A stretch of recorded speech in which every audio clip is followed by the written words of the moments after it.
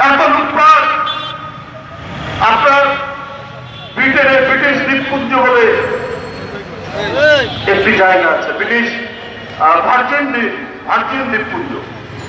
ওইখানে শেখ হাসিনার অত্যন্ত ঘনিষ্ঠ লোক, অত্যন্ত প্রিয় লোক, প্রিয় ব্যবসায়ী, যাকে একের পর এক মনে করেছে অন্যের ব্যাংক কেড়ে নিয়ে তাকে দিয়ে দেওয়া হয়েছে।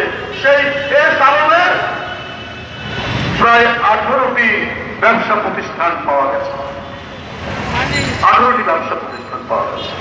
আপনার কি বলে দরবেশ সালমানের রহমান বাংলাদেশের শেয়ার বাজার আত্মসাৎ করেছেন, ব্যাংকগুলো লুট করেছেন, একতরফা ভাবে টাকা পাচার করেছেন, কিন্তু উনাকে সাথে করে আর দিয়ে যায়নি শেখ হাসিনা। উনি ধরা পড়ে গেছে। শেখ হাসিনা জানে যে বিশ্বের কোন কোন দেশে কোন কোন ব্যাংকে কোথায় কোথায় টাকা আছে। এখন তো শেখ হাসিনা মজায় আছে, কারণ সালমানের ব্রাদারের আলমের টাকা, সেই টাকাগুলো তিনি ভোগ করবেন। আরো যেগুলো বিদ্যুৎ কেন্দ্র বানিয়েছেন তার ঘনিষ্ঠ লোকজনদেরকে দিয়ে সেই টাকা তিনি এখন সেখানে ভোগ করবেন। এই কারণেই তাদেরকে অবাধে বাংলাদেশের অর্থনীতি, জনগণের টাকা, বাংলাদেশের আর্থিক খাত লুট করার সুযোগ করে দিয়েছে।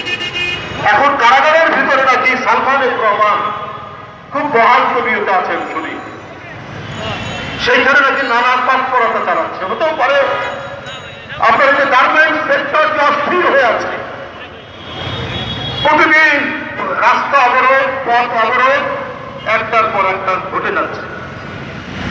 এগুলো অস্থিতিশীলতা করার জন্য সালমানের রহমানদের যে ভূমিকা নেই এটা বলা যাচ্ছে, কারণ প্রায় 90% গার্মেন্টস ফ্যাক্টরি হচ্ছে এই আওয়ামী ঘনিষ্ঠ মানুষদের, যাদের সাথে সালমানের রহমানের সম্পর্ক আছে। আপনার 343 জন যাদের ব্যাংক অ্যাকাউন্টে, এটাও গণমাধ্যমে উঠেছে, প্রায় 14,500 কোটি টাকা আটকে পড়ে আছে, আটকানো আছে। মানে তাদের ওই অ্যাকাউন্টে, সে অ্যাকাউন্টের মধ্যে অবৈধভাবে সেগুলো সেখানে রক্ষিত আছে। এগুলো সব শেখ হাসিনা এবং শেখ হাসিনার ঘনিষ্ঠ লোক, ক্ষমতাসীনদের ঘনিষ্ঠ লোক।